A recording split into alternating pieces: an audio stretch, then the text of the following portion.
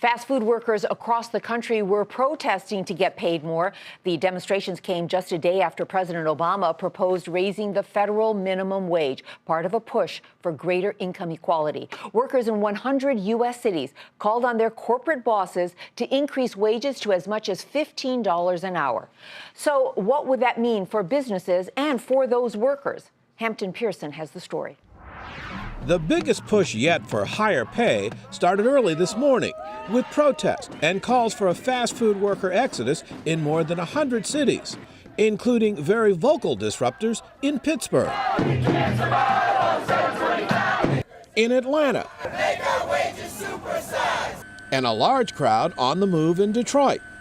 McDonald's was the primary target, with calls from coast to coast for a supersized minimum wage of $15 an hour, more than double the current $7.25 an hour. My checks alone don't even pay my rent a month. So my rent is $1,050. I still get TANF, I still get food stamps, and I'm struggling. If they paid us enough money, you know, during the process of it all, like for what we're doing here today and stuff, then we'll be able to make pay our bills, and live a decent life and stuff.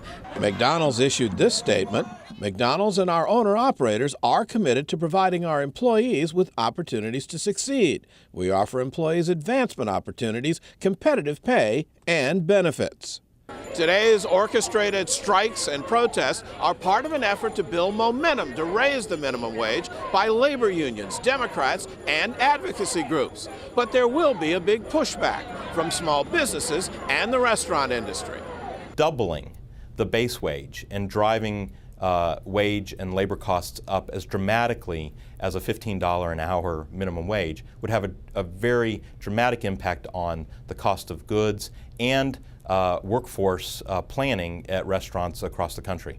The protest nationwide had mixed results. Turnouts varied at any given location, and it's not certain how many workers actually walked off the job or just how much business was impacted.